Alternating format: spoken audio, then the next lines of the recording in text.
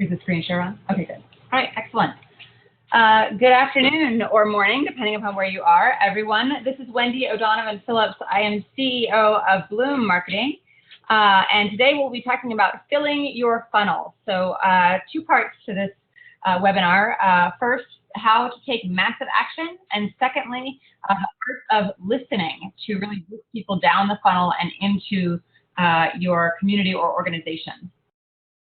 If you have joined us in the past for webinars, you know that we always start with a commitment. At Bloom, we aim to be of the highest and best service in every interaction that we have, and that goes for us today, everyone on the webinar today. We like to keep webinar attendees on the edge of their seats and truly provide value. So in that spirit, we had our team of marketing experts secret shop nearly every one of you. And again, if you've joined us in the past and been secret shopped in the past, know that we did it a little bit differently this time. So throwing you a curveball. We had, let's see, I believe 89 people register for the webinar. Of those, we were able to secret shop about half of you. And out of those, 6 were runners up, and we have 4 winners today. So we will share those with you at the end of our session. Tomorrow, everyone will receive a complimentary confidential report with our custom feedback for your organization based upon our secret shopping.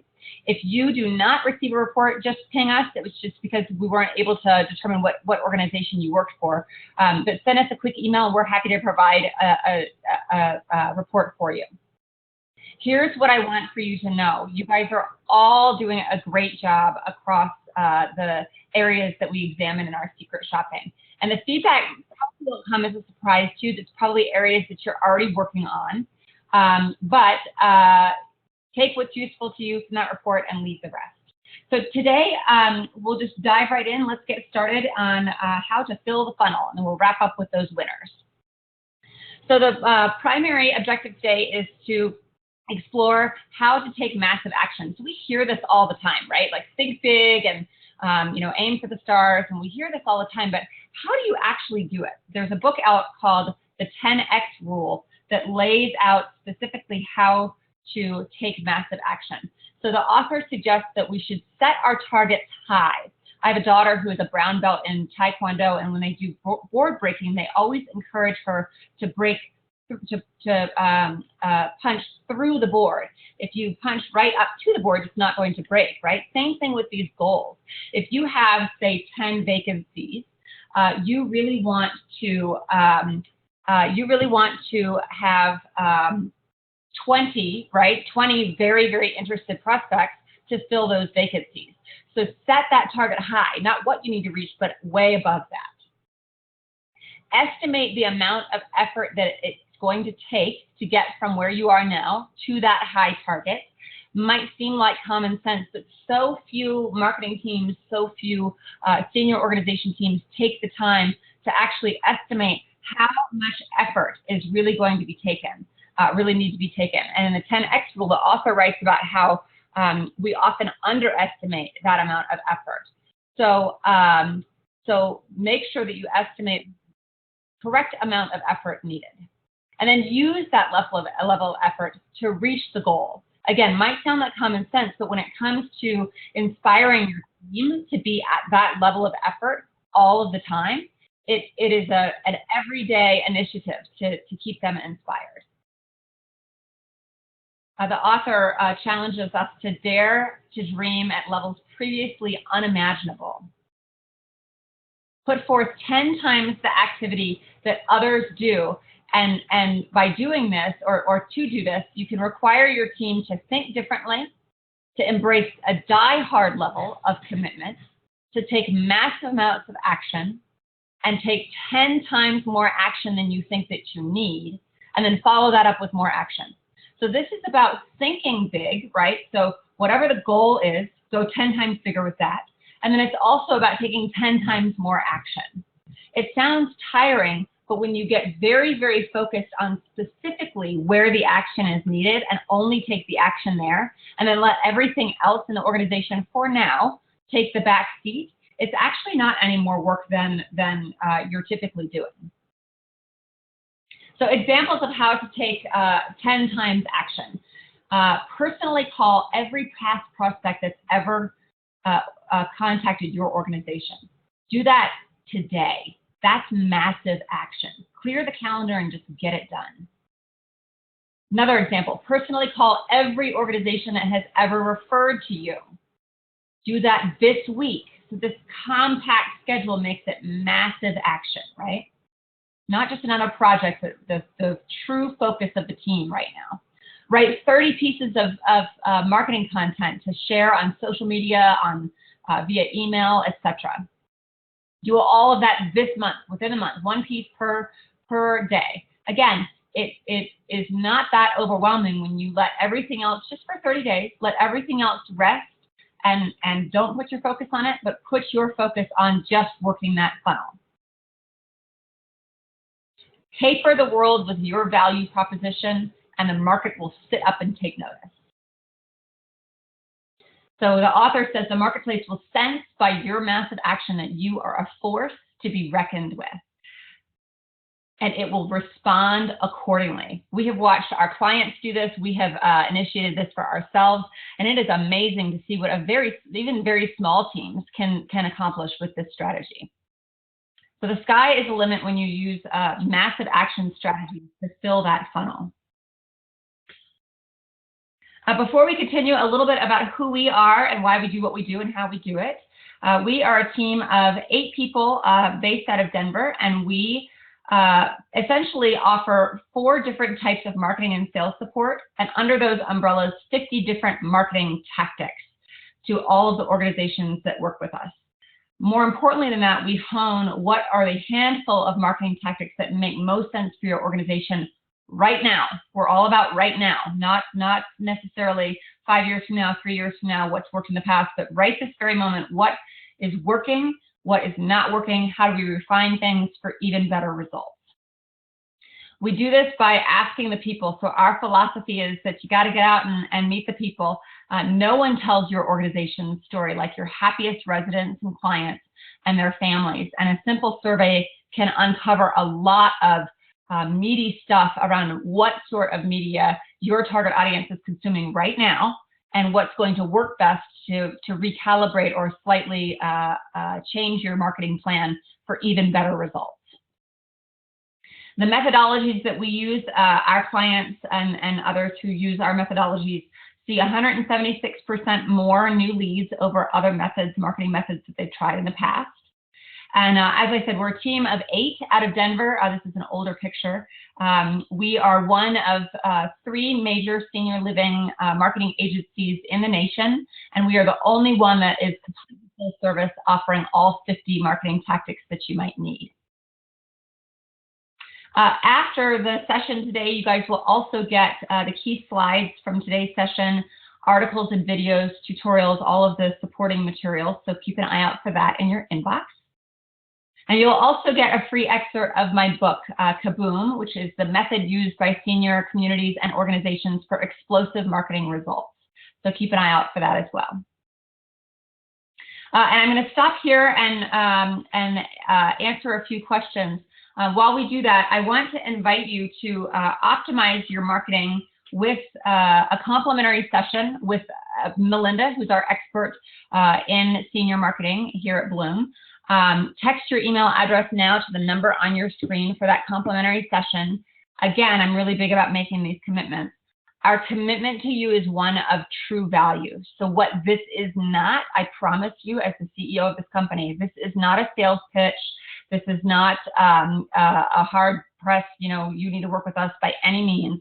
We just love to explore what's out there. We love to explore what you need most help with.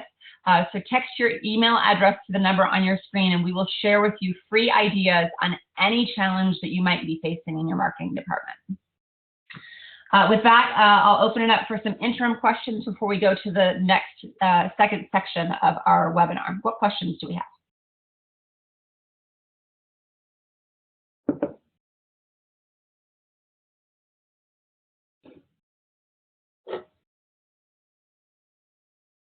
And if you are asking a question and you are muted, just unmute yourself. I can't hear you. I'll give you one more minute for asking questions.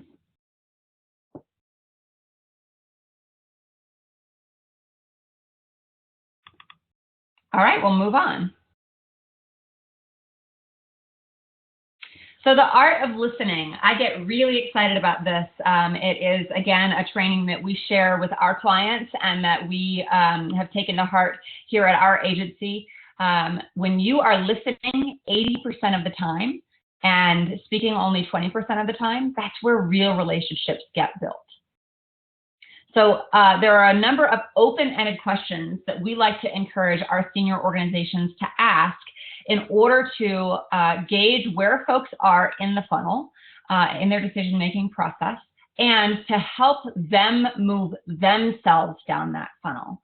So the situations that you all are dealing with are very often tender-hearted situations, not easy conversations to have. And the less talking that we do in these hard conversations, the more meat we get out of the conversation. The more listening that we do, the more that individual is really able to sit with their emotions and their challenges and obstacles and fears around the situation. They're really able to voice them to you. And then you're really cooking, right? Then you're really having a conversation. So we like to train our senior organizations that we work with to ask a handful of just situational questions to start. So the first one being something along the lines of, what is your understanding of your mother's situation? So this line of questioning comes from a book called Being Mortal, which if you haven't already read it, it's a wonderful read. This physician came up with about 5 questions that really helped to be a catalyst for these types of conversations.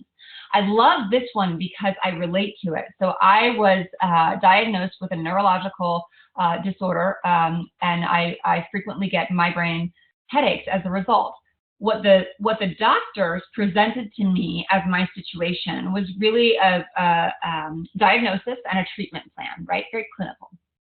My understanding of my situation included some of those things, at least the parts of it that I understood.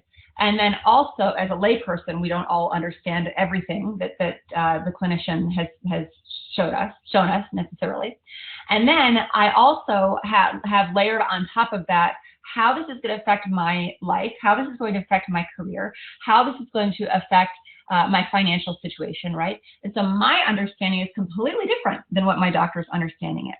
And when you ask your potential clients this question, or your potential residents or families this question, they are able to really share with you where they are and what they do understand. And then by default, you understand what you get clarity on what they don't understand and where you might be able to clarify further. We also like to have you ask, what is your understanding of the potential outcome if we proceed? Other situational questions. What are your hopes? What are your fears? What are her hopes? Meaning, you know, the family member that is perhaps moving in with you or becoming a client of yours. What are her fears? So really getting at the heart of what's on their hearts and minds, and what is motivating them, driving them, what is holding them back and making them fearful. What trade-offs are you both willing to make, and what are you not willing to make? And then the culmination of all of those questions ends in this last question. So based upon all of that knowledge, what is the course of action that best serves your family? So real broad brushstroke there, right? Real open-ended question to get them talking about what they want to decide to do next. And the decision of what to do next may not be sign the agreement with you or become a client or become a resident. It might be, I am willing to stay in this conversation. It might be, I'm willing to take a tour. It might be, I'm willing to have a consultation with you, right? So we keep coming back to these questions and revisiting them, but after, in order to continue to move them down the funnel, but after some time, even after going through these questions once with one prospective client, you have such a rich understanding of who they are and what makes them tick, and you're genuinely building trust with them and genuinely building a relationship. Your competitors are not doing this, and it's going to work wonders in moving folks down your funnel and into your doors. And then this is my favorite question of all of the questions that we talk about today. This is my favorite. I want you to practice later on tonight when you get home or over the weekend. Ask a few people as they're talking about things that are going on in their lives.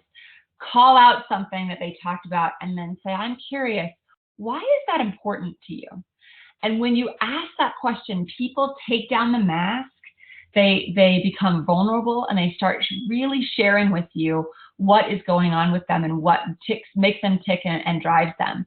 I love asking this question. So I encourage you to ask it in the context of the other questions that you're going to ask your prospective clients, but also use it in your everyday life. It's a really fun way to learn about people. The next set of questions are around viability. So you want to, of course, build that relationship, which is what that first set of questions was about. At the second stop, you want to build a business, right? I mean, we're doing this in most cases on a line today for profit, right? And so you want to gauge viability. How viable is this particular potential client, and how likely is it that they are actually going to move in with me or move on with me or sign with me? It's really important that you're asking viability questions throughout your conversations, because if family A is not viable and is not truly ready to sign with you, it is a much better use of your time and resources to be helping family B that absolutely is ready, right? So it helps you to keep your focus on the folks that matter most and the folks whose lives you can have the biggest impact upon. So you can ask, what might her life or your life look like 6 months from now if you don't do this? What might your life look like 6 months from now if you do this? Again, this helps them to articulate any final fears that they might have. When this goes extremely well, what will you accomplish? What will she accomplish? And what is the impact of this on quality of life, both for you and for the loved one? And then the best viability question that you can ask is simply, are you ready? Your competition is not asking this, and they want for you to ask this. People are resistant to change. We even fight off somebody who's trying to help us when we're drowning. We are that resistant to change as human beings. So when you give somebody the grace to ask them, are you ready? Or how ready are you? It opens up the door for them to actually truly consider that change. How ready really am I? And otherwise, they're really not going to consider it. So it's very, very important that we guide our prospective clients through the process, and at different milestones, check in with them. How ready are you? Are you ready? And again, sometimes ready is not necessarily ready to move in or ready to sign on the dotted line. Sometimes it's, are you ready to take a tour? Are you ready to continue the conversation? Are you ready to learn more? So just easing them down that funnel. Then financial questions. Again, broad brushstroke here. What is your understanding of how much this will cost? You may have already laid out a payment structure and an agreement for them, but their understanding does not align with what you intended. So very important to check in with them there. Would you be interested in seeing a cost-benefit analysis of what value you get out of this? And how would you prefer to pay? Perhaps you have different options. It always makes it easier for folks to sign on that dotted line if you have different options. And now while you're working them down the funnel is the time to bring those options up. And then my favorite financial question, if money wasn't a factor, how would you proceed? Because very often they want to proceed with you, but are hung up on some aspect of the financials, which certainly in our world, we always think, there's got to be a way to figure it out in most cases.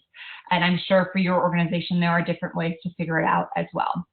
It also helps you and them, again, back to viability, gauge how serious are you? If money wasn't a factor, would you do this?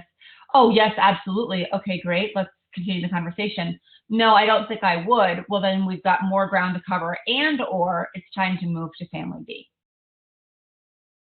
And then action questions, again, keeping them in action. The next step is for you to see a written lease. Are you ready for that? To see the payment details. The next step is a scheduled appointment to review that plan together. Are you ready for that step? The goal of this entire exercise is to get them to make the next best decision. not to sign on the dotted line, not to move in, but to make the next best decision. And sometimes that's just, should we continue the conversation? Does it make sense to set the next appointment, right? So easy does it, but do it. It's sort of a rhythm that over time I've watched organizations get into with their prospects, and they utilize their CRM to keep everybody straight of where they are in this sales cycle. And then they just continue to meet them where they are, discuss their needs with them that they've shared throughout all of this lovely conversation and open-ended question answering. Link those needs to the solution that you're providing, and then continue to ask them, how ready are you? All right, so without further ado, like I said, we secret shopped as many of you that we could, and we have 4 winners today. If you got a phone call from a Karen or a Karen Smith, or somebody gave you the email Crafty Karen, that was us. So you can take us off of your list of people to follow up with. You guys, again, did an extraordinary job. But our 3 winners, we have a 3rd place, a 2nd place, and then we have a tie for 1st place. So with a score of 9 out of 10, our 1st winner, the 3rd place winner, the person answering the phone at this community was friendly and asked permission to transfer me instead of just transferring me. The admissions contact gave me lots of information, said she'd send it via email right away, and she did. They have a great competitive advantage on their website. It says, intimate retirement community tucked off the main road, peaceful and elegant setting set on several acres, surrounded by oak trees and southern breezes. And the 3rd place winner is SLM Senior Living Management, and the specific community that we secret shopped with them was Savannah Court of Camilla.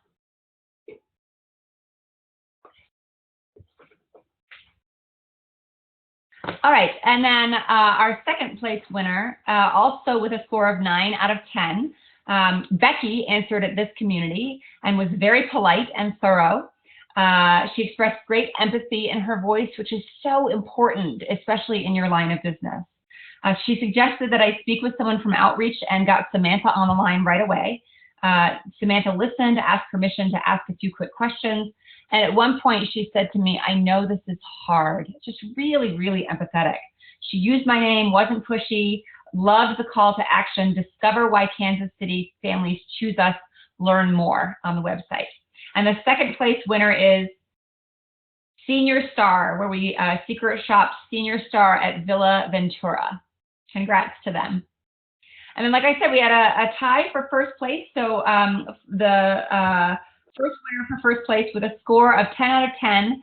This community was very helpful, articulated the competitive advantage very well, invited me to tour, and also repeated my name at the end of the call. They provided phenomenal service, and the marketing collateral was in my inbox less than 10 minutes after I called.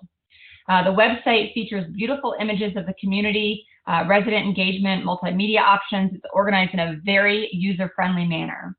So our first place winner is Excellence Senior Living at Somoran. Congratulations. And they tied with a community that also earned a score of 10 out of 10. This community's operator was extremely friendly and was eager to transfer my call to admissions. The woman that I spoke with gave me lots of options. She really listened. By the end of our conversation, although I had called for assisted living, she provided information on both assisted living and independent living because she realized that my need was different than what I was asking for. So just really great stuff. Great calls to action on their website as well.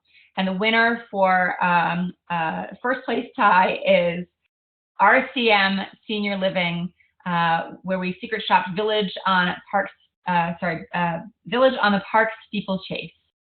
So congratulations to everyone who won. If you won, you get a complimentary training in one of the 4 areas on your screen, and we will be in touch to help you select which one is appropriate for your team right now and to deliver those for you.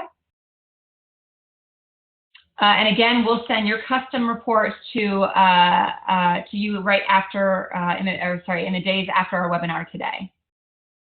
So by taking massive action, by practicing active listening, you can really thrive in your community. I invite you guys to unmute your phone for questions. Again, text your email address to the number on your screen so that you can get a complimentary session with our marketing expert for any challenge that you're facing. Again, not a sales pitch, no obligation, complimentary, whole 9 yards. With that, what questions do we have on the line?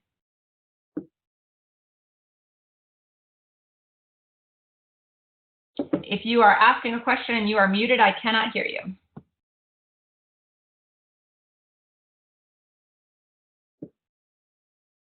Any questions?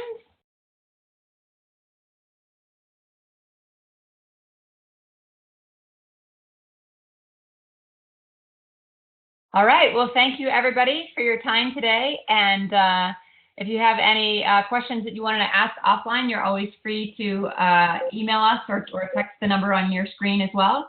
And we'll see you next time for the next webinar. Thanks.